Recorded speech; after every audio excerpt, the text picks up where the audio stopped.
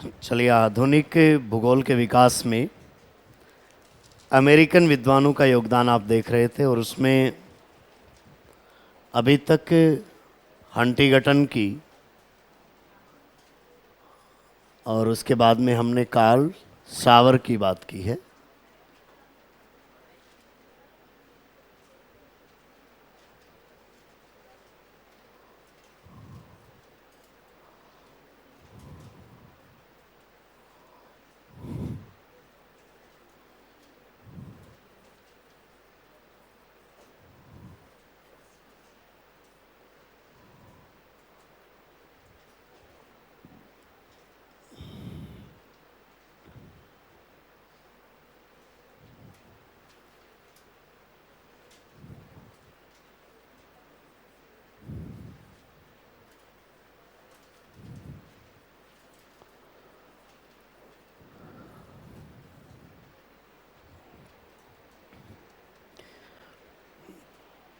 American में अब तक आपकी बात हंटिंगटन और कार्ल सावर पर हुई थी।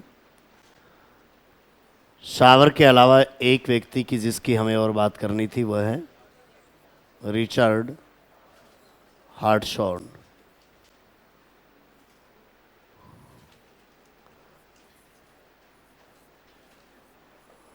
जो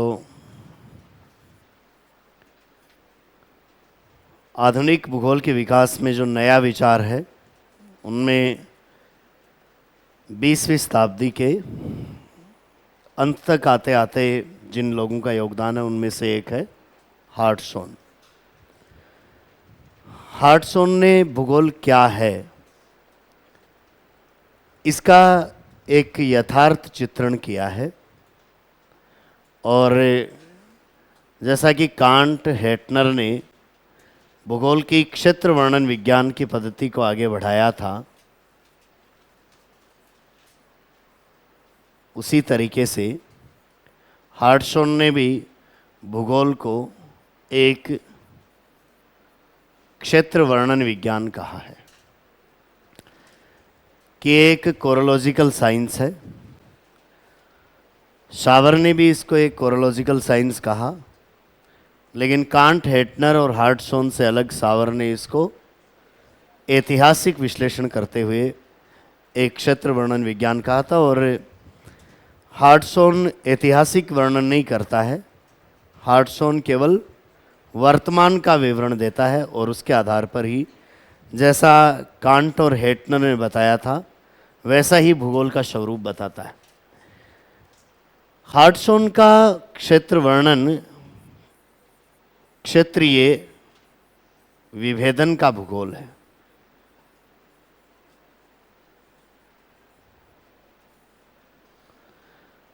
इसका ऐसा मानना है कि अलग अलग क्षेत्रों में आप जो भी क्षेत्र वर्णन करते हैं उनमें हम विभिन्न क्षेत्रों का तुलनात्मक अध्ययन करते हैं और उस तुलनात्मक अध्ययन में हम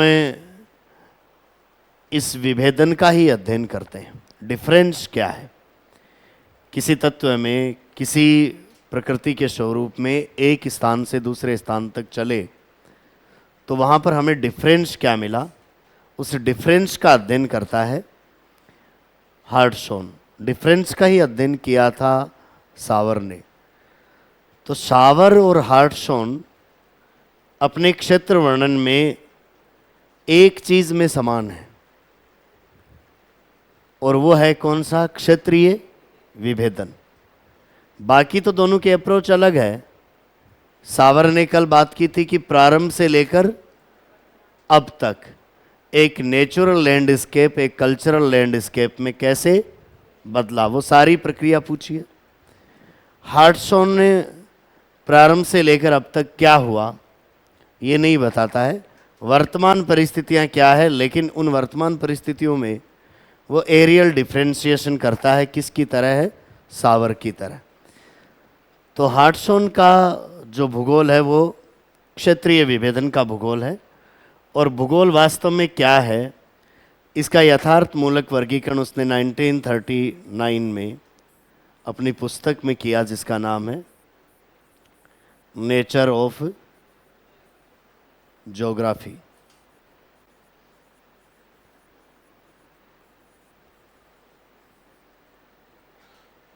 नेचर ऑफ ज्योग्राफी,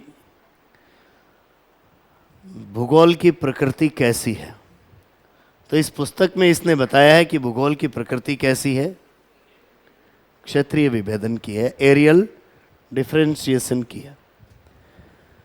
केवल क्षेत्र वर्णन करता है और वह भी विभिन्न प्रदेशों में अंतर करते हुए या विभेदन करते हुए। इस प्रकार की प्रकृति है। और क्षेत्र वर्णन प्रकृति के लिए कांट ने कह दिया था कि ये प्रकृति तो इडियोग्राफिक होती है। कैसी होती है? इडियोग्राफिक। तो हार्टसॉन की नेचर ऑफ ज्योग्राफी से भूगोल की प्रकृति किस प्रकार की ज्ञात होती है? इडियोग्राफिक प्रकृति ज्ञात होती है। हार्टसॉन की इस पुस्तक के प्रकाशन के बाद में एसोसिएशन ऑफ अमेरिकन ज्योग्राफर्स की पत्रिका एनल्स में शेफर ने एक पत्र लिखा है जिसमें नेचर ऑफ ज्योग्राफी पर उसने क्वेश्चन मार्क किया है। उसने कहा है कि ज्योग्राफी को इडियोग्राफिक नहीं होना चाहिए, इसे नोमोथेटिक होना चाहिए। एक विषय की श्रेणी में आने के लिए, जैसा कांट ने बताया था कि इस क्षेत्र वर्णन विज्ञान को आप इडियोग्राफिक के बजाय कैसी बनाओ, अन्य प्राकृतिक विज्ञानों की तरह नोमोथेटिक प्रकार की बनाओ। तो इस किताब पर सवाल उठने के कारण आगे चलकर हार्टसॉन ने इस पर वापस प्रकाश डालते हुए perspective on nature of geography उस पुस्तक को लिखा है। तो नेचर ऑफ ज्योग्राफी और perspective on nature of geography, perspective का मतलब है प्रकाश। तो उसने वापस एक प्रकाश डाला है अपनी पुरानी पुस्तक पर। जो शेफर ने उसके ऊपर सवाल उठाए थे उन सवालों का जवाब देने हो। तो ये सारे जवाब शेफर नहीं पढ़ पाया क्योंकि शेफर केवल नेचर ऑफ ज्योग्राफी पर सवाल उठाने के बाद में उसकी मृत्यु हो चुकी थी। लेकिन मृत्यु होने के बाद में भी उनका जवाब हार्टसॉन ने अपनी पुस्तक पर प्रकाश डालते हुए दिया है। और उसने कहा है कि भूगोल पृथ्वी के विभिन्नतापूर्ण स्वरूप का यथार्थ, क्रमबद्ध और तार्किक विवेचन प्रस्तुत करता है। और परीक्षा में यह परिभाषा आती है कि यह परिभाषा किसने दी है कि भूगोल क्या करता है? इस पृथ्वी के ऊपर विभिन्नतापूर्ण स्वरूप, विभिन्नतापूर्ण स्वरूप का मतलब क्या? क्षेत्रीय विभेदन का, यथार्थ, रियलिस्टिक, वास्तव में क्या है उसका, क्रमबद्ध और तार्किक वितरण प्रस्तुत करता है। जबकि शेफर ने जो क्वेश्चन उठाया था उसने कहा था कि भूगोल को नोमेथेटिक होना चाहिए। हार्टसॉन बता रहा है कि क्या है और शेफर सुझाव दे रहा है कि क्या होना चाहिए। तो इसका एक्सप्लेनेशन ये है कि आप ये कह रहे हो कि भूगोल को क्या होना चाहिए, वो एक अलग बात है। अभी तक भूगोल क्या है मैं तो वो बता रहा हूँ। तो अभी तक भूगोल क्षेत्र वर्णन है, क्षेत्रीय विभेदन का भूगोल है, जिसमें पृथ्वी के विभिन्नतापूर्ण स्वरूप का यथार्थ, क्रमबद्ध और तार्किक विवेचन प्रस्तुत किया जाता है। तो हार्टसॉन का नेचर ऑफ ज्योग्राफी यथार्थ मूलक है। क्या है? रियलिस्टिक है।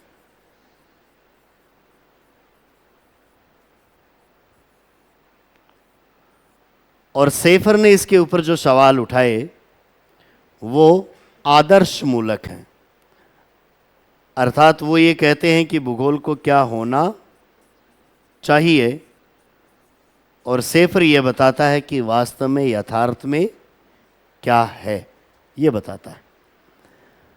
तो हार्टसॉन पर वैसे तो प्रश्न ये एक ही बनता है, क्या? नेचर ऑफ ज्योग्राफी यही आता है, पिछली बार यही आया है, आएगा तो भी दोबारा चांस यही है। ये नहीं आए तो perspective on nature of geography पूछ लें, क्षेत्रीय विभेदन का भूगोल किसने कहा है ये पूछ लें, या ये परिभाषा पूछ लें कि ये परिभाषा किसने दी है। इसके अलावा हार्टसॉन पर कोई भी प्रश्न नहीं है। तो बहुत संक्षिप्त सी जानकारी है हार्टसॉन की। लिखिए, रिचर्ड हार्टसॉन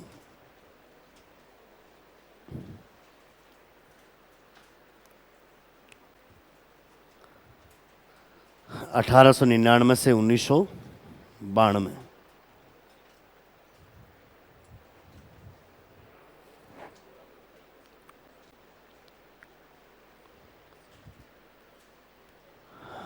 लिखिए, रिचर्ड हार्टसॉन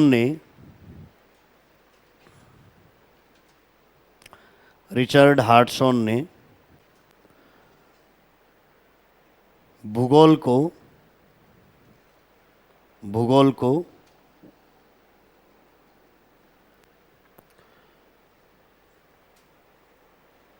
कांट व हेटनर की तरह है, क्षेत्र वर्णन विज्ञान माना है।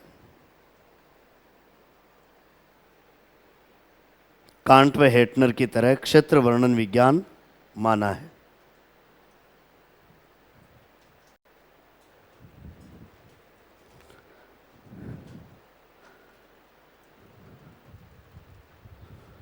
तथा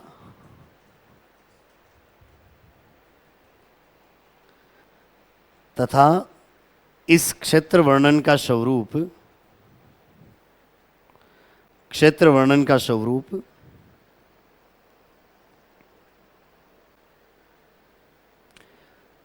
सावर की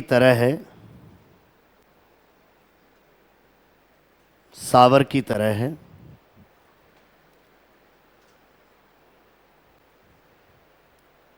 हार्टसॉन ने भी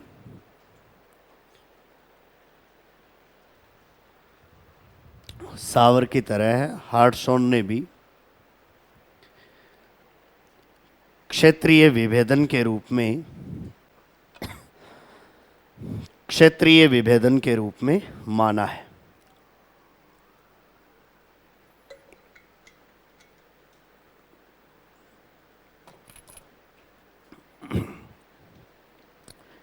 क्षेत्रीय विभेदन के रूप में माना है।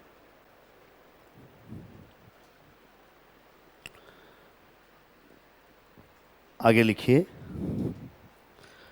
हार्टसॉन ने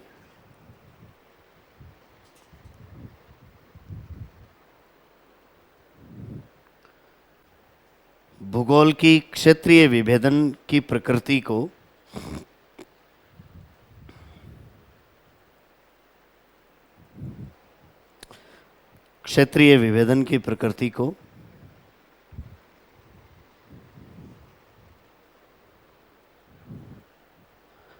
अपनी पुस्तक नेचर ऑफ ज्योग्राफी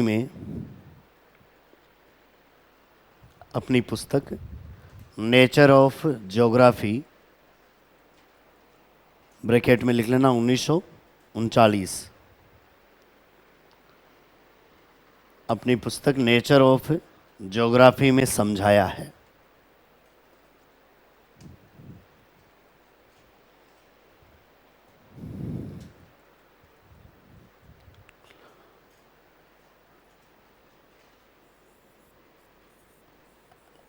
अब जैसा हार्टसॉन ने समझाया है, उसके ऊपर सवाल खड़ा किया है किसने? शेफर ने एक पत्र लिखा है।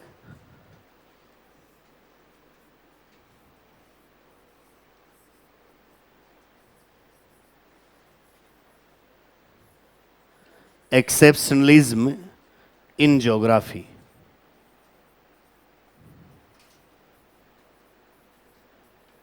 एक्सेप्शनलिज्म का मतलब क्या है?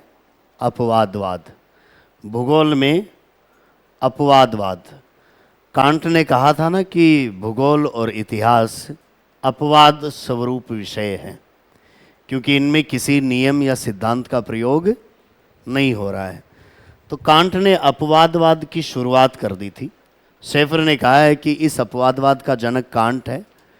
कांट की बात को ही शेफर ने अपने पत्र में लिखा कि नेचर ऑफ ज्योग्राफी में आपने भूगोल की जो प्रकृति बताई है वो तो कैसी है?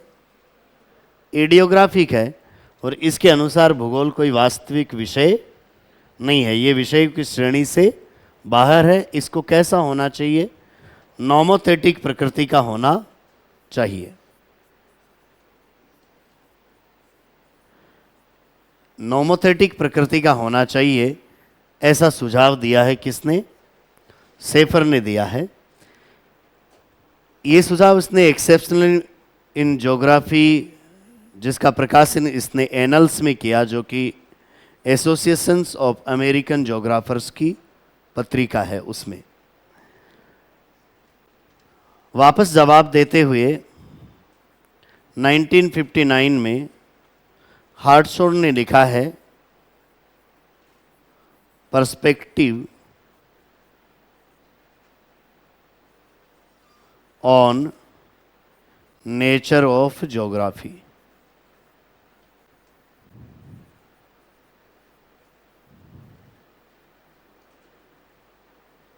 वापस प्रकाश डाला है 1959 में, क्योंकि सेफर ने जो सवाल उठाए थे उनका जवाब देने के लिए। तो दोनों ही बातें पूछी जाती हैं। कभी परीक्षा में आपको पूछ लेते हैं कि नेचर ऑफ ज्योग्राफी किसने लिखा, और दूसरा पूछ लेते हैं कई बार perspective on nature of geography किसने लिखा है। तो दोनों ही किसकी रचनाएं हैं? हार्टशोर्न की हैं। इसमें उसने वापस जवाब दिया है और अपनी सफाई में ये कहा है कि मैंने वास्तव में क्या है वो बताया है, और आप सुझाव दे रहे हो कि क्या होना चाहिए। क्या होना चाहिए ये तो कोई भी बता सकता है। अब तक का जो मैंने देखा है स्वरूप, उसका वर्णन किया है। तो इनमें थोड़ी सी मिसअंडरस्टैंडिंग बात की इस तरीके की है। नेचर ऑफ ज्योग्राफी में जैसी इसने भूगोल की प्रकृति बताई है, सेफर कांट से प्रेरित होकर इसको बदलने की कोशिश कर रहा है कि इसको बदलना चाहिए, इसमें नियमों सिद्धांतों का प्रयोग करना चाहिए।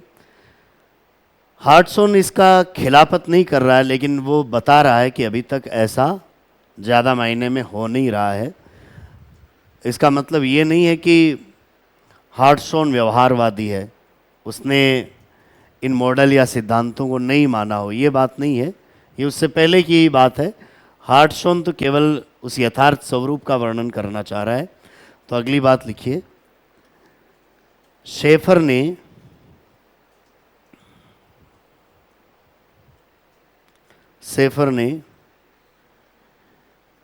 एसोसिएशन ऑफ अमेरिकन ज्योग्राफर्स,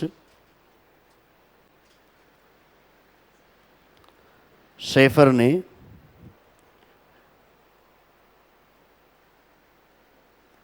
एसोसिएशन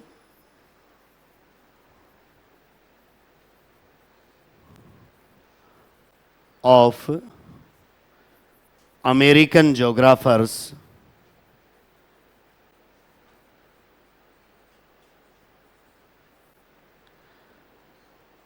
की पत्रिका एनल्स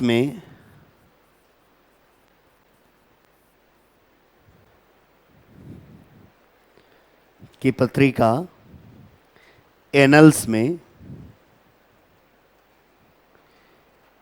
एक लेख लिखा है।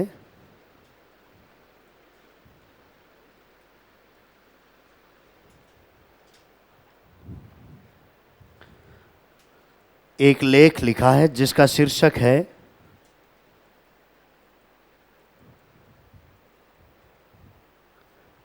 Exceptionalism in geography. Exceptionalism in geography या भूगोल में अपवादवाद।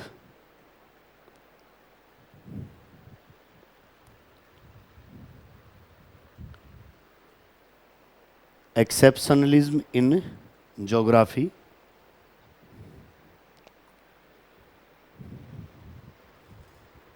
या ब्रैकेट में नाम लिख लीजिए, भूगोल में अपवादवाद।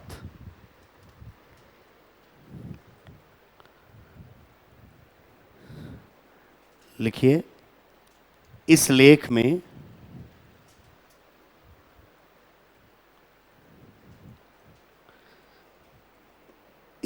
में शेफर ने कहा है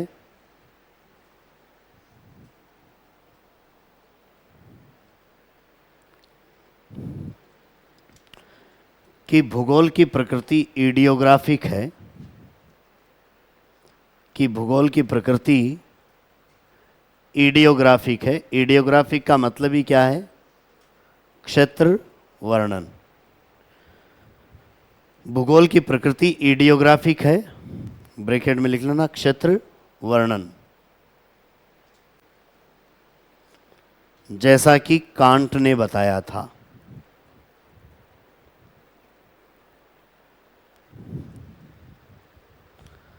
जैसा कि कांट ने बताया था।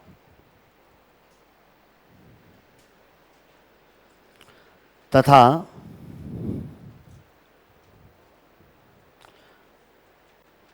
भूगोल को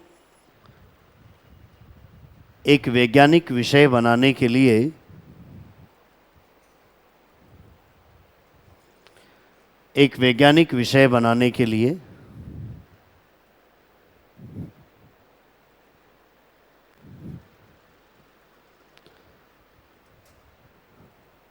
इसमें नियमों, सिद्धांतों,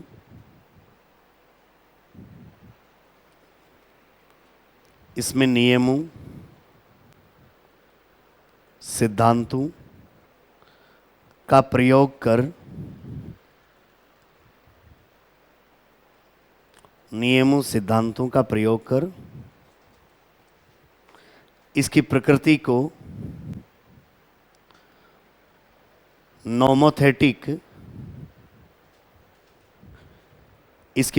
को नोमोथेटिक बनाना चाहिए।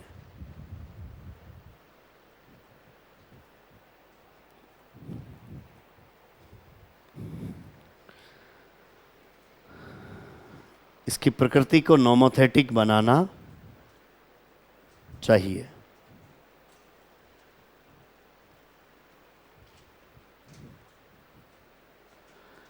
नीचे लिखिए, अतः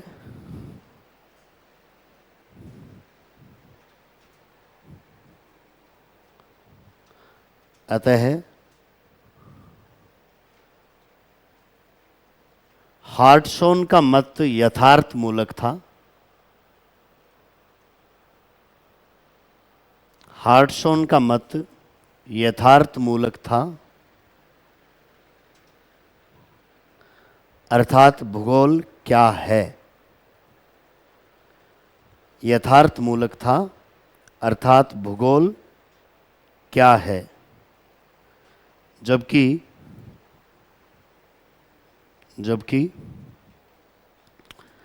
सेफर का मत आदर्श मूलक है। जबकि शेफर का मत आदर्श मूलक है कि भूगोल को क्या होना चाहिए। शेफर का मत आदर्श मूलक है कि भूगोल को क्या होना चाहिए।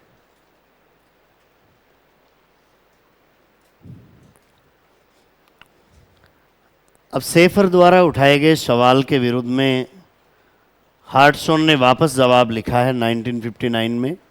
उससे पहले भी कई लेखों के माध्यम से उसने जवाब दिए हैं और बाद में उन्होंने लिखा है perspective on nature of geography. लिखिए, शेफर द्वारा उठाए गए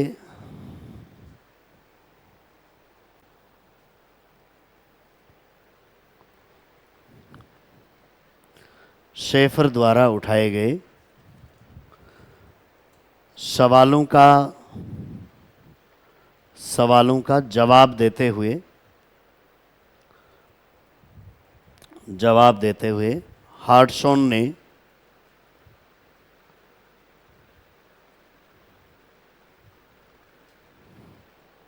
हार्टशॉन ने 1959 में perspective on nature of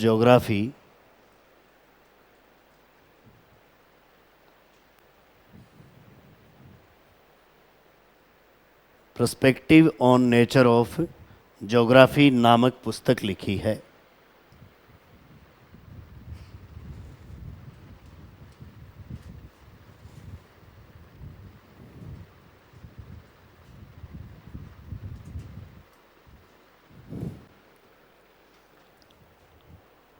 perspective on nature of geography पुस्तक लिखी है, जिसमें हार्टसॉन ने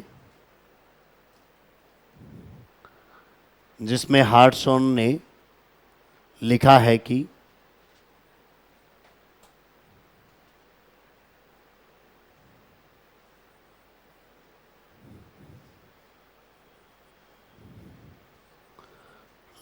कि इन्वर्टेड कॉमा में लिख लीजिए, भूगोल पृथ्वी के विभिन्नतापूर्ण स्वरूप का यथार्थ, क्रमबद्ध व तार्किक विवेचन करता है।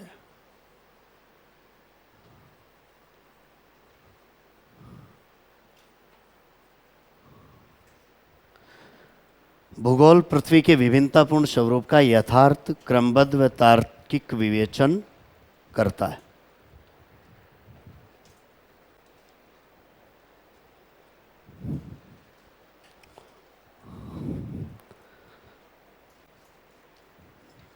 पूरी परिभाषा याद करने की ज़रूरत नहीं है, क्योंकि परिभाषा पेपर में आएगी। ये पूछेंगे कि ये किसने दी है, ये पूछेंगे। 3 शब्दों को ध्यान में रखना है, क्या? यथार्थ, क्रमबद्ध और तार्किक। रियलिस्टिक, सीक्वेंट और लॉजिकल स्टडी है।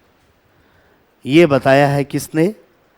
हार्टसॉन ने। तो हार्टसॉन ने भूगोल क्या है ये बताया है, क्या होना चाहिए ये नहीं बताया है। क्या होना चाहिए कि तो अपील कर रहा है कौन? शेफर कर रहा है।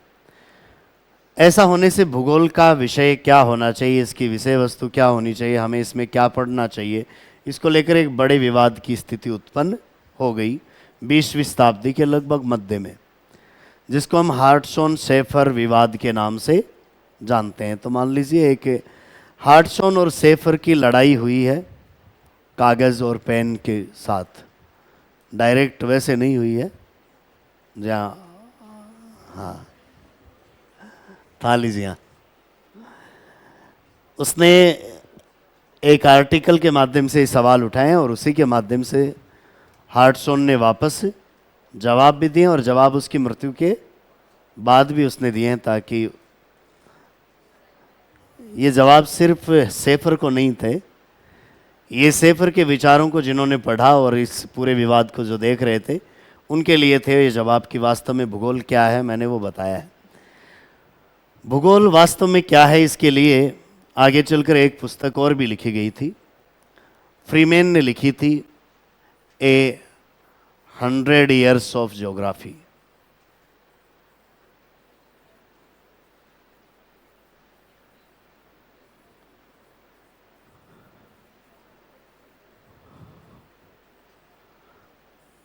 तो भूगोल की ऐतिहासिक व्याख्या करते हुए फ्रीमैन ने भी एक पुस्तक लिखी थी। फ्रीमैन का मतलब ठालो आदमी, जिसने 100 साल के भूगोल के बारे में लिख दिया कि भूगोल की प्रकृति पिछले 100 वर्षों में कैसी रही है। तो लिखिए, भूगोल की प्रकृति की ऐतिहासिक व्याख्या करते हुए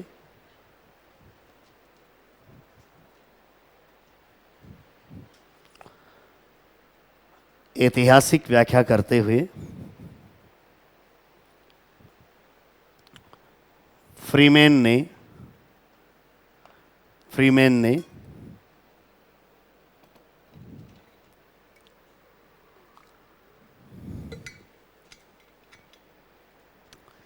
ए 100 ईयर्स ऑफ ज्योग्राफी,